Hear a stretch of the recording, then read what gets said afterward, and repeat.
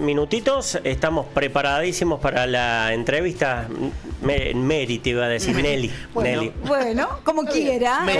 No, me sentí identificada de todos modos, Mary, o sea, nada, decirles que lo habíamos, hace algunos días veníamos con este tema. De hecho, yo creo que el viernes lo hablamos con Agustín.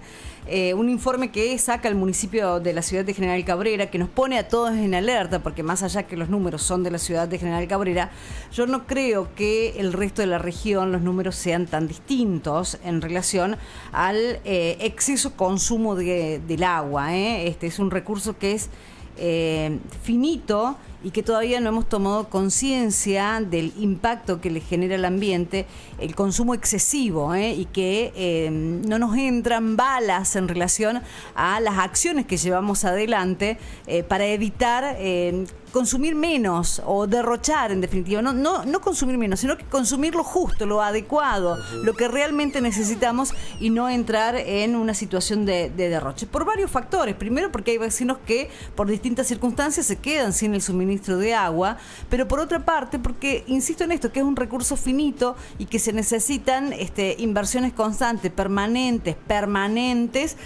para poder tener el mejor recurso, y que además es caro. El servicio, potabilizar un servicio de agua es realmente caro, y que yo creo que los municipios no están cobrando por lo que realmente vale el servicio. También ese es otro dato. Por eso es que le hemos invitado en esta ocasión a la ingeniera Alejandra Pisani, es secretaria de Obras Públicas e Infraestructura. ¿Cómo es la secretaría? Infraestructura y Planificación. Infraestructura y Planificación, para hablar un poquito de este tema que a nosotros nos llamó muchísimo la atención, los números, ¿no? Yo creo que visibilizar los números nos pone en alerta. Y la pregunta es, ¿los ha puesto realmente en alerta? ¿Vos qué observás después de la publicación de estos números tan dramáticos en relación al consumo de agua que hacemos los cabrerenses, que en enero se consumieron 435 litros por habitante por día? ¿Crees que ha cambiado en algo esta realidad, digamos, estos números al vecino lo han impactado? ¿Qué observaron ustedes? Buenos días. Buenos días a todos. La verdad que, digamos, nosotros venimos haciendo campañas, publicaciones, charlas en las escuelas todos los años, distintas acciones que se van tomando para educar, para tratar de que, o sea, más allá de informar lo que está pasando, una realidad, la idea es educar, digamos, y desde distintas áreas. La verdad que siempre uno se siente un poco frustrado porque no se ve el cambio que uno querría, o sea, este impacto. Mucha gente a veces no lo lee o no se interesa por la información. Mucha gente sí se interesa por la información y lo lee, pero a veces cuesta que eso que vemos como alarmante o una situación que conocemos, que se está consumiendo mucho, que nos estamos quedando sin agua, lo que sea, se vea después reflejado en un cambio real de actitud. Por supuesto que en personas sí y en personas no, pero bueno, uno a lo largo de... Nosotros esto fue la semana pasada, o sea, también hace pocos días, pero bueno, uno no ve un impacto así muy inmediato, a veces en el cambio de costumbre. De hecho, nosotros tenemos gente que reiteradas veces se ha quedado sin agua y a veces no tiene el cambio de actitud, y también muchas veces pasa que hasta que no nos pasa realmente no lo entendemos y no cambiamos. Pero también dentro de la red de distribución a veces pagan justo por pecadores, digamos, claro, porque tenemos gente que por ahí está en zonas que por la distribución de la red y su ubicación está en zonas de menor presión, en donde cuesta un poquito más que el agua llegue, y se cuida y hace un uso muy responsable, y sin embargo se sigue quedando sin agua. Y tenemos gente que está muy cerquita a veces de los tanques, o frente a cañerías que son bordes de malla, que cuentan con mayor presión, que nunca jamás se han quedado sin agua, en realidad por la ubicación que tienen respecto a la red, y esa persona no se cuida, digamos. Claro. y no piensa que a veces no es yo me quedo sin agua o yo no me cuido porque total yo no me quedo sin agua, sino que yo no, pero hay otro vecino más allá en otra ubicación que sí que sufre el problema, que lo padece. En ese sentido, digamos, ¿hay controles, hay sanciones?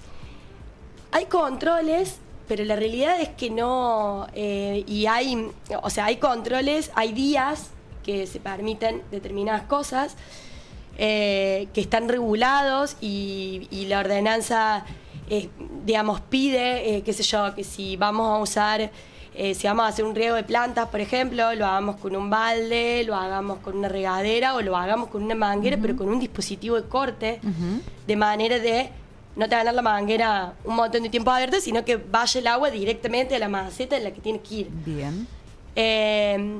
Lo mismo el tema del lavado de un auto o algo que, o sea, que se haga con dispositivos y con cosas que cuidan el agua para tratar de que no haya derroche. Esas cosas se controlan, se cuidan, pero nosotros, o sea, siempre decimos lo mismo en cuestiones de control. No puede haber un inspector en cada casa. No, porque no puede haber un inspector en cada esquina. La gente hace consumo de agua el 90% de las puertas para adentro. Sí, o sea, es cómo uso el agua en mi casa, con mis instalaciones, en mi patio, cómo educo a mis hijos. Claro. Entonces, bueno, ahí no puede haber un inspector constante. Por supuesto que hay recursos, o sea, hay lugares en los que se entregan determinada cantidad de litros por habitante por día y después el agua se te corta. Hay dispositivos que se ponen en las conexiones que entregan determinada cantidad y cuando pasó esa cantidad se corta. Hay un montón de tecnología que se puede aplicar. Claro, y eso pero se también está planificando. Esto genera, o sea, también es incómodo y es casi ilógico tener que pensar a llegar a una medida tan extrema en donde yo a veces puedo hoy, por una causa especial, tener un poquito más de consumo y otro día menos y tener que regularlo de esa manera. Pero digo, pensando en, digamos, en que todo indica que vamos por mayor cantidad de consumo de agua, ¿no? Primero por las disposiciones a nivel de la Organización Mundial de la Salud que nos permite, o hay un estimado de consumo, la provincia tiene otro estimado un poco más alto. Digamos, ¿por qué no pensar en estos limitantes para que realmente haya conciencia? Digamos, ¿se planifica esto, la colocación de este tipo de dispositivos? Nosotros hace unos años venimos trabajando en un proyecto para instalación de medidores, que creemos que es una de las cosas que controla mucho el consumo, por una cuestión de que, bueno, nos toca el bolsillo y ahí a veces, pero también sabemos que no es, que tampoco es la solución, porque tenemos medidores puestos para el gas, porque tenemos medidores puestos para la luz y también vemos un montón de mal uso del gas y mal uso de la luz.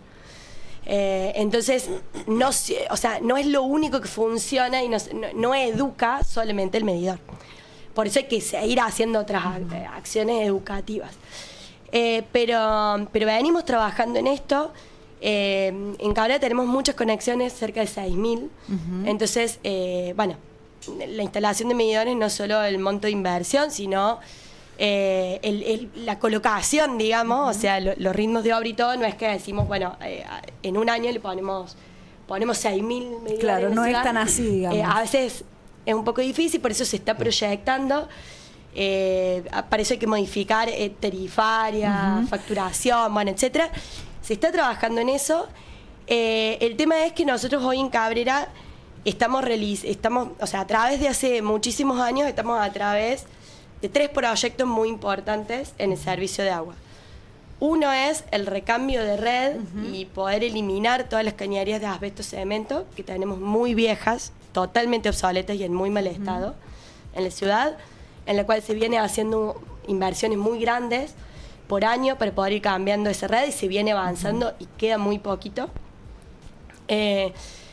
Por otro lado, una perforación que necesitamos en Barrio Argentino, nueva, que más allá de otorgarnos más cantidad de agua, tiene una ubicación estratégica porque nosotros hoy, desde donde llevamos el agua a ese barrio, la llevamos en contrapendiente, entonces perdemos mucha presión y carga en ese traspaso. Es muy lejos, bueno, tenemos diversos problemas, entonces es bastante estratégica la ubicación de esta perforación para poder redistribuir mejor el sistema y que mejore el servicio. Y que se vayan igualando las condiciones, porque si no tenemos lugares con mucha presión, lugares con muy poca presión, lugares en donde se advierte más cloro residual en red, lugares en menos. Entonces, bueno, esta redistribución en la que venimos trabajando, bueno, la idea es que mejore todas esas condiciones de servicio. Y por otro lado, la instalación y la colocación de medidores domiciliarios. Entonces, bueno, son 3 grandes proyectos. No se ha podido conseguir financiamiento ni para colocación de medidores, digamos, en gran volumen, es una inversión muy grande, ni para la perforación. El municipio decidió por gestión propia, claro. Gestión propia, este año sí o sí hacer la perforación. Se pudo juntar el dinero el año pasado, el anterior, y este año se está ejecutando. Se en avanza este momento con eso. la estamos haciendo.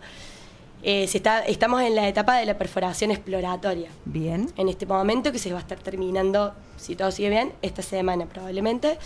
Y de ahí se diseña la perforación definitiva, que es cuando, con estos estudios que se están haciendo hasta ahora, vamos a poder saber exactamente a qué profundidad se va a hacer la perforación, de qué diámetro, cuánta agua vamos a poder extraer, etc. Bien. ¿En qué sector del barrio se está haciendo esto? Se está haciendo en lo que es la manzana del Zoom del barrio argentino, que es un espacio que queda entre Boulevard España, Salta y Jujuy. Claro, hay... Está la casa hogar, el Zoom del barrio argentino, una placita, y entre medio... Corazón del barrio argentino prácticamente, claro. Está... Entre medio está, digamos, una porción de ese terreno que nos vamos a tomar para hacer la nueva planta. Bien. No solo lleva la perforación, sino que después hay una inversión de una cisterna de 450 litros, una sala de bombeo, porque se va a hacer inyección de agua directamente a la red desde ahí.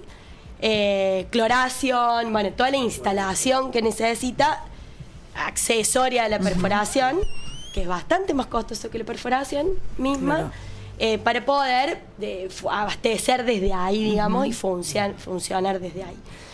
Entonces, bueno, hoy el foco está puesto en eso, queremos poder terminar esa obra, vamos a mover cielo y tierra para poder terminarla este año, es la idea, y bueno, teniendo esa obra terminada, lo que sigue es la colocación de los medidores. Tenemos el proyecto armado, tenemos el cómo, y bueno, y empezar con esa instalación. Bien. Sí, escuchándola a la ingeniera, recuerdo que, o sea, es lo mismo que se hizo acá en General Dehesa, que todavía se continúa haciendo, porque el tema del recambio de las cañerías viejas y rotas es algo que todavía continúa, pero que gran parte se cambió durante la gestión de Franco, y que todavía, o sea, como que todavía cuesta identificar las cañerías, dónde están las cañerías viejas, porque es como que hasta que no se rompe un caño o hasta que no pasa algo, medio como que no terminan de identificar dónde todavía hay cañerías viejas para cambiar. Pero básicamente es como la obra que se hizo acá, porque hicieron la perforación y las plantas estas en el Poli, ahí sobre la calle Rioja, porque el barrio San Bernardo, que es el único que tenemos de aquel lado de las vías, era el barrio que siempre sufría la baja presión, el agua, se quedaban sin agua en los tanques. Algunos barrios, cuando se empezó a construir para aquel lado, también llegaba con baja presión el agua. O sea, es algo muy parecido. Y el tema de los medidores, que también se habla acá, eso es algo que nunca se pudo hacer, creo. Acá no. Creo que los medidores nunca se pudieron implementar y eran parte también la verdad, sí. del proyecto. Mira, el tema acá por lo menos... El problema que tenemos, que Dehesa tiene el mismo problema, sí. porque de hecho, bueno, nosotros, digamos, en este momento con Héctor, bueno, nosotros estamos en continua comunicación entre los municipios. Nos ayudamos, nos consultamos. Sí, porque además es un problema que lo padecen todos, ¿no? Para los distintos servicios u obras, y bueno, y lo hemos hablado. Uno de los graves problemas que nosotros tenemos en nuestra zona es la dureza del agua. O sea, el carbonato de calcio, que es el sarro. Sí. O sea, sarro es la precipitación de eso. que se da es un problema para muchas cosas. O sea, así como es problema para la instalación interna, también lo es para la externa y tiene especial foco en el tema de los medidores. O sea, los medidores más económicos o más accesibles que vienen son medidores mecánicos. Tienen como una turbinita, un ventilador, por decir, que cuando pasa el agua mueve ese ventilador, esas aletitas de la turbina y ahí va marcando la cantidad de agua. Por la condición del agua nuestra, esos medidores tienen muy poca durabilidad. Sí, tienen poca vida. Claro. Acá. Entonces, es una decisión, que creo que de esa tiene la misma decisión, no colocar ese tipo de medidores, que sería como lo más fácil. Claro. Porque sabemos que no los vamos a terminar de colocar, que los vamos a tener que empezar a cambiar. La medición no es, o sea, al empezarse a generar estas partículas de sarro en las turbinas, empieza a haber errores en la medición, entonces no está la exacta. Bueno, no es lo ideal. Lo ideal técnicamente para el agua nuestra. Entonces se está trabajando con otro tipo de medidores que son ultrasónicos o electromagnéticos, que hacen otro tipo de mediciones que no tienen este problema. Son medidores a los que se les recambia la pila cada 15 años y nada más. Y el medidor, bueno, excepto, todo se puede romper, por supuesto, pero obvio. Pero bueno, no por un no uso por el normal, sarro en este caso. no se rompe. Y tienen totalmente otro valor. O sea, un medidor mecánico tiene un valor de más o menos $35 y un medidor de esto tiene un valor de $200. Entonces hay una diferencia bastante grande. Y estamos hablando que nos dan muchísimos más datos.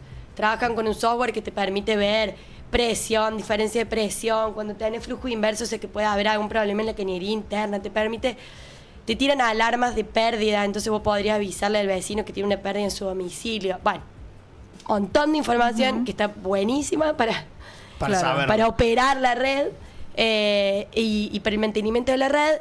Pero bueno, si bien obviamente es un costo que va a tener que pagar cada vecino, creo que no hay manera de colocarlo sin trasladar el costo del vecino. Pero bueno, sabemos que en esto no todo el mundo lo puede pagar de contado sí o sí en determinado momento. O sea, entre que a veces tenés cuestiones de deuda, de mora, sabemos que no todos los vecinos pagan las tasas municipales, creo que todos los municipios tienen problemas de deuda. Sí. En ese sentido, a pesar de una gestión álgida que se hace en razón de cobranza, entonces tenés eso que lo vas a tener que afrontar, tenés financiación que necesitas darle al vecino para que también el vecino pueda hacer frente a ese costo. Distintas cosas en las que, bueno, el municipio tiene que invertir un caudal de dinero para poder ponerlo a funcionar. Vos dijiste que hay 6.000 conexiones aproximadamente en Canal Cabrera, ¿eso significa 6.000 medidores? O, claro, que habría que colocar. O sea, por cada cerca conexión. de 6.000. Sí. Sí, hay algunos casos que a veces, lotes grandes, que a veces tienen más de una conexión. O sea que seguramente se harían más. Y por ejemplo, voy a hacer una pregunta que a lo mejor no sé si vos la podés responder, pero por ejemplo, cuando se planifica un barrio nuevo, a lo mejor se quiere hacer o se está loteando o lo que sea. Ahí cuando se hace la conexión de agua, ¿no se puede hacer ya con los medidores directamente? Sí, la idea es esa. La idea es, o sea, el problema del sistema del medidor, porque hay veces mucha gente por ahí lo pide, yo lo pago y pónemelo a mí. Claro, no. Pero vos tenés todo o sea, ustedes piensen que el recurso del agua después está todo lo que es facturación, mantenimiento del sistema, etcétera, que se hace junto con eso. Entonces, vos al colocar un medidor tenés que tener también armado todo el sistema, el equipo de gente, etcétera, para poder levantar la lectura del medidor, eso poder llevarlo al sistema de facturación, tener una tarifaria que te permita legalmente cobrar. O sea, ustedes piensen que todo lo que el municipio cobra en cuestión de tasas, de multas, de todo, está reglamentado por una tarifaria que todos los años se arma, va al Consejo Deliberante y la aprueba el Consejo Deliberante y la convierte en ley. O sea, no es que el municipio puede cobrar lo que quiere por cualquier cosa, digamos, sino que eso está reglamentado. Entonces, hay que hacer toda esa tarifaria. Seguramente vamos a tener años en que vamos a convivir con un sistema mixto, porque de esa forma se hace el traspaso. Va a tener gente que va a estar con medidor y gente que no, entonces va a tener sistema medido y sistema no medido para la facturación, lo cual también es bastante complejo. También una complicación, pero o sea, hay un montón de cosas que acomodar y que poner a funcionar. Y a la vez tampoco podés poner un medidor en un punto, un medidor en el otro punto, un medidor en la otra punta y no saber dónde los tengo colocados, porque el mantenimiento de eso, el levantar la lectura, todo, se vuelve un problema. Entonces como que hay que empezar por radios, por barrios, ir haciendo ejes de cobertura y zonas de cobertura y para poder ir implementando el servicio. Entonces bueno, eso es un poco todo lo que se estuvo estudiando y armando.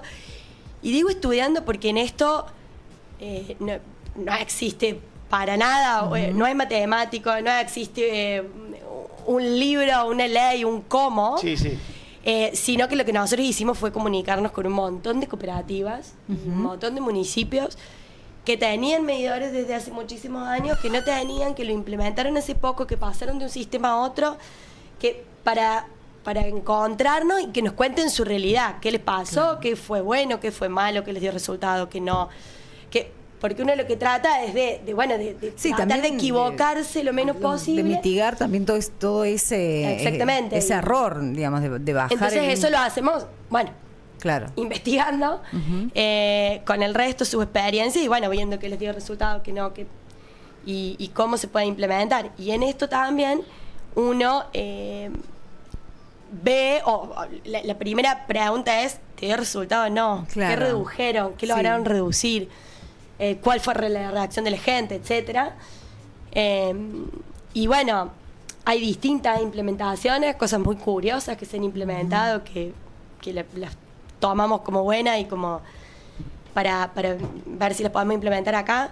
Pero no es, en esto también se ve un poco lo que yo les digo, se reduce el consumo, sí, se reduce un montón, pero no educa totalmente. O sea, seguimos teniendo gente definitiva que por más que tiene el medidor, sigue gastando una locura, o mucho, o se mal usa, porque un poco lo que nosotros tenemos que tratar de diferenciar, que creo que no está entendido en la sociedad, por eso lo trato de aclarar cada vez que puedo.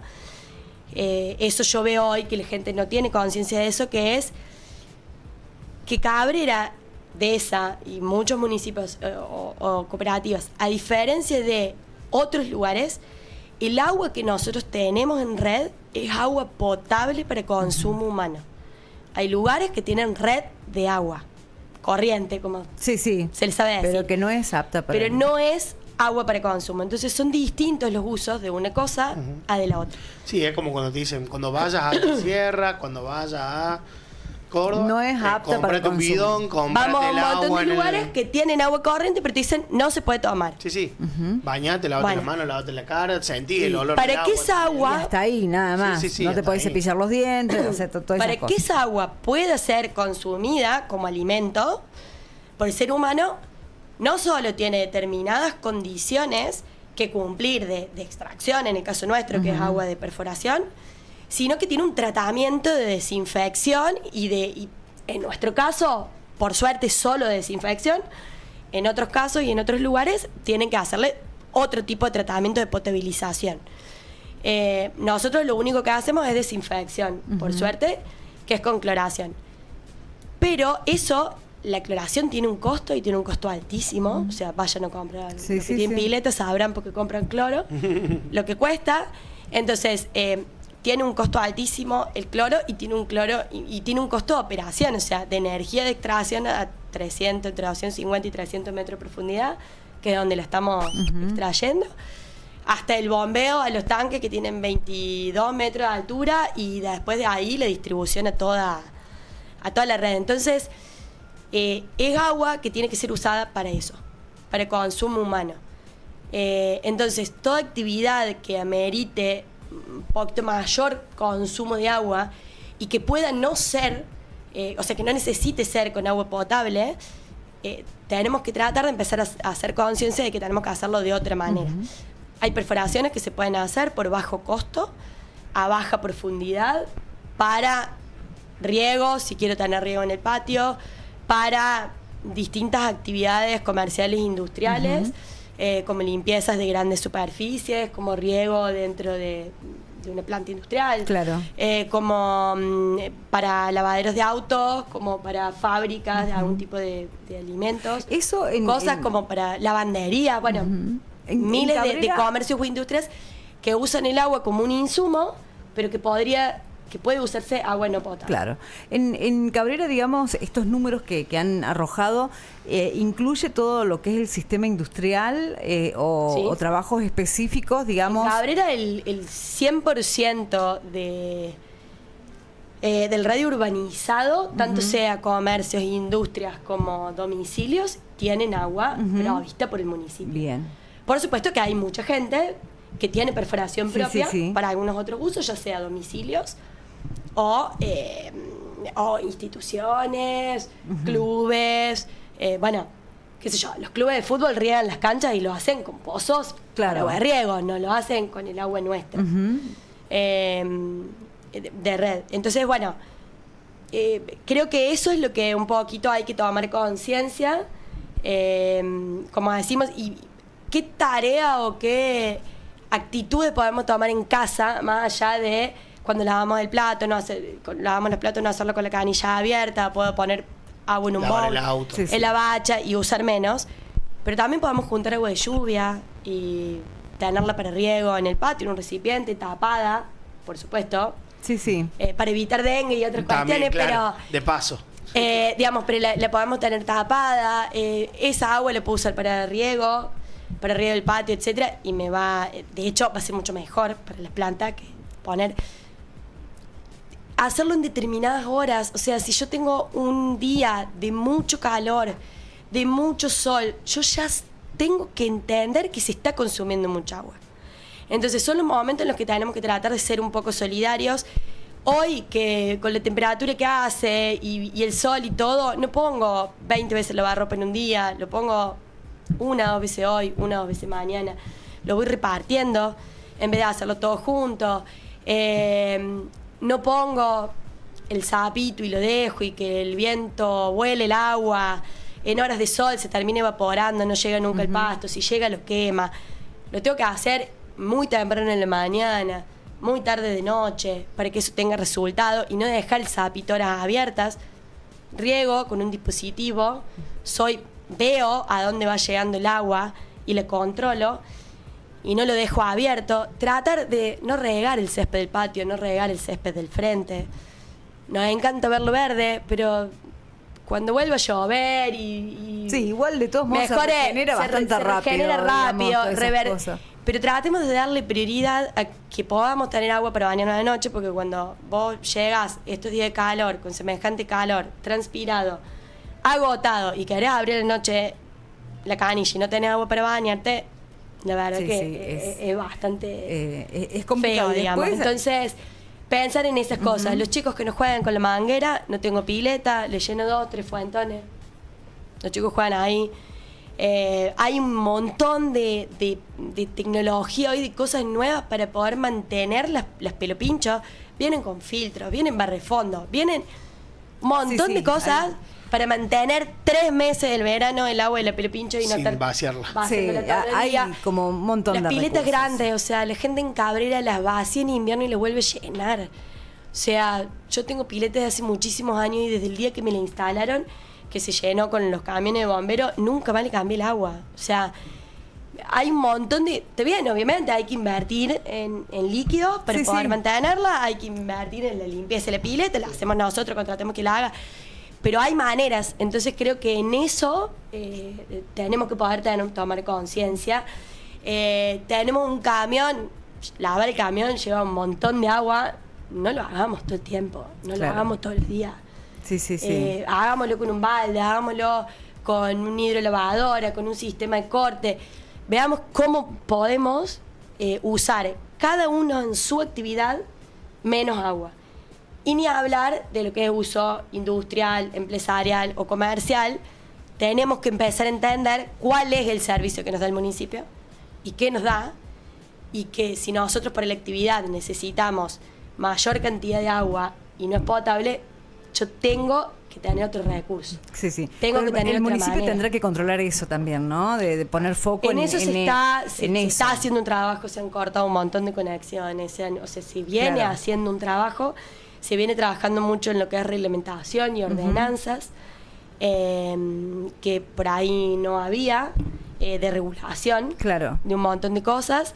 Pero bueno, nos venimos juntando por ahí con la gente que tiene lavaderos de auto, con la gente que hace otra actividad, digamos, como para trabajar en conjunto, también y ver cómo se puede hacer con esto.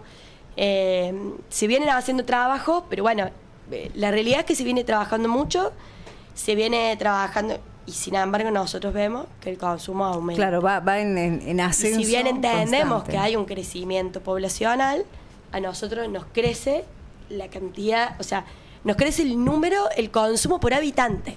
Claro. No es que nos crece el consumo en la ciudad. Que eso sí entendemos que la infraestructura tiene que acompañar el crecimiento de la ciudad y tiene que ir creciendo. Pero bueno, a lo largo de muchos años atrás, desde que yo estoy en el municipio, se han hecho nuevas perforaciones, se han hecho un montón de cosas en inversión de agua y sin embargo parece que nunca alcanza. Pero cuando uno hace los números, cuando uno se junta con la provincia, esto lo hemos hablado en la Secretaría de Recursos Hídricos infinidad de veces. Justo tenemos un geólogo acá que tiene mucho contacto con la Secretaría de Recursos Hídricos por el tema de la perforación, que estamos realizando y en nosotros decimos, pero acá hay algo mal, sí, ¿por qué no te alcanza el agua? Porque claro, hace las cuentas teóricas, digamos, y el agua es sobra, o sea, tenemos de sobra. Nosotros hoy tendríamos agua para 27.000 habitantes. Pero no es apenas que alcanza. ¿No? Están llevando. Claro. Que no es que no haya agua en la red, los problemas son que al haber mucho consumo en determinadas horas, disminuye mucho la presión de agua en la red. Sí. Y el sistema tiene una capacidad por hora, digamos, de poder aportar agua. Claro. Por eso digo esto de repartir. Claro. Entonces, bueno, nos pasa esto, que hay muchas horas en el día en que la presión en la red no sube como para poder cargar el tanque. Exactamente, y hay gente que padece la falta del recurso y que después, es inevitable, digamos. Hay otras cuestiones, gente que no tiene tanques de agua colocados, todos tenemos que tener la reserva. El tanque se debe llenar de noche y nos debe alcanzar para todo el día. Son 250 litros por habitante de la vivienda que le tenemos que calcular para el tamaño del tanque. Claro. El tamaño del tanque es acorde a la cantidad de habitantes que viven en la vivienda o al uso. Hay algunos usos muy particulares que podemos tener, como por ejemplo un salón de eventos, que por un montón de días no consume nada, pero cuando consume el agua la consume toda junta, digamos. O sea, tenemos un montón de gente en el salón yendo al baño, tirando cadenas, la limpieza, la cocina. Entonces cuando se consume toda junta. Y es probable que el tanque, si yo pongo un tanque chico, no llegue a llenarse, a recuperarse al mismo tiempo en el que se consume el agua. Claro. Entonces yo tengo que ver más o menos cuánta agua voy a necesitar en cuántas horas y de acuerdo a eso calcular mi cisterna. Claro. Tanque, hay infinidad de formas de armarlo, pero bueno, tengo que tener esa capacidad de reserva para que cuando tengo ese consumo todo junto, poder tener el agua guardada, digamos. La verdad que es un tema que preocupa y es muy diversa la problemática que se presenta en una comunidad, no solamente sobre los consumos específicos, como lo decía recientemente la ingeniera, sino que también el consumo que uno hace sin pensarlo, ¿no? En ese derroche de agua constante, permanente, en pequeñas acciones que todos tenemos en nuestras casas y que no somos conscientes de que se nos está yendo por la cañería un recurso que es finito, que se acaba y que nunca termina de hacerse todas las inversiones necesarias por esto, de que no hay una conciencia. Lo que pasa es que es un poco lo que nosotros planteamos. Si seguimos en esta línea y de esta manera, y uno habla con municipios cercanos, la ciudad de Río Cuarto está teniendo el mismo promedio de consumo, un montón de ciudades y lugares tienen los mismos números alarmantes o cercanos. Si nosotros seguimos en esta vía, no hay inversión posible, no hay sistema que lo soporte, no hay... Exactamente. Además, hay otra cosa que también no se tiene en cuenta. Tampoco es cuestión de hago infinidad de pozos, dinamito la ciudad con perforaciones y me chupo todo el recurso. Claro. O sea, nosotros pensemos que cuando el agua se extrae, se saca de acuíferos confinados, como si fuesen cañerías naturales que tenemos dentro del suelo, digamos, en distintas capas. Si nosotros a esa cañería le sacamos más cantidad que la capacidad de recuperación de entrada de agua a esa cañería se empieza a bollar. Y el terreno se empieza a hundir. Sí. Y no sé si han escuchado algo que está pasando en México, en el distrito, que se está hundiendo, literalmente, y se está yendo para abajo. Y eso tiene que ver con la desmedida extracción de agua que tienen y que están teniendo, digamos. Es un lugar con superpoblación, digamos, con muchísimos habitantes por metro cuadrado, una densidad altísima. Y bueno, entonces tiene que ver con esto que le venimos haciendo al ambiente, al mundo. Por eso decía, ¿no? Y por eso vienen, o sea, por eso las energías renovables, por eso, digamos, todas estas cosas que por ahí, hace muchos años atrás o antes, bueno, que hay que buscarle. éramos menos y había mayores recursos y parecía que no se iba a terminar nunca. Y nos acostumbramos a consumir exactamente. Y ahora, de más hoy y la mucho, realidad, y hoy nos tenemos que empezar a hoy ajustar. la realidad es totalmente otra y que todos tenemos que tomar conciencia al respecto. Alejandra, muchísimas gracias por esta visita, por esta entrevista. No, por favor, muchas gracias. Y a ustedes. ojalá que sirva como para que en la mesa hoy hablemos de este tema, decir, che, cambiemos algunas pequeñas cosas que van a ayudar a un futuro. Así que muchísimas gracias. Muchas gracias a ustedes también por darle difusión a este tipo de temas. Y bueno, es un poco el pedido a todos los medios que nos ayuden con la promoción de esta situación, de lo que pasa, a crear conciencia, de los datos, que podamos educar y transmitirlo, y también algo en lo que podamos colaborar todos, que tenía que ver con esto que vos me planteaste del control, y que se lo dejo, digamos, a la gente para que lo implemente y lo trate de ver en su casa. Es que no podemos tener un inspector para todos, y los mejores inspectores somos nosotros mismos. Entonces, totalmente. Yo puedo hablar con mi vecino si veo que tiene el sapito el siesta y decirle, che, fíjate. No te sirve de nada. No te sirve nada, claro, ponerlo ahora, ponelo a la noche, fíjate cómo podemos hacer. Hay gente sin agua, o yo me puedo quedar sin agua. Creo que de buena manera, entre todos, podemos ir educándonos. Y a veces es muy probable que a ese vecino le llegue más el mensaje. Si se lo dice su propio vecino, alguien conocido, alguien que estima, o si ve la situación del vecino y empatiza con él, cuando se quedó sin agua, todo, que si a lo mejor lo decimos desde el municipio. Entonces, creo que eso vale más, que podamos educar a los chicos, que cuando los chicos nos dicen a nosotros, porque muchas veces, y la gran mayoría en estas cuestiones, los chicos nos educan a nosotros. Fundamental. Tomarlo y hacerle caso y empezar a cambiar actitudes familiares que seguramente se van a transmitir, y con el resto, o sea, hagamos un trabajito de colaborar entre todos y decirle al vecino, al conocido, al que veo, si veo algo, decirlo nosotros, porque no podemos pretender todo el tiempo que venga alguien de afuera a decirle el otro, porque no alcanza nunca. No va a alcanzar nunca. Ale, muchísimas gracias. Gracias a ustedes. De esta manera, entonces, hemos estado hablando largo y tendido sobre un tema que se ha planteado en la ciudad de General Cabrera, que tiene que ver con el excesivo consumo de agua potable, y que es una realidad de Cabrera, pero que también es una realidad de varias de las localidades de la región. Estás viviendo la mejor mañana de tu vida. Estás viviendo una mañana de locos. ¿Sabía usted que el cinturón de seguridad en las mujeres embarazadas resulta vital para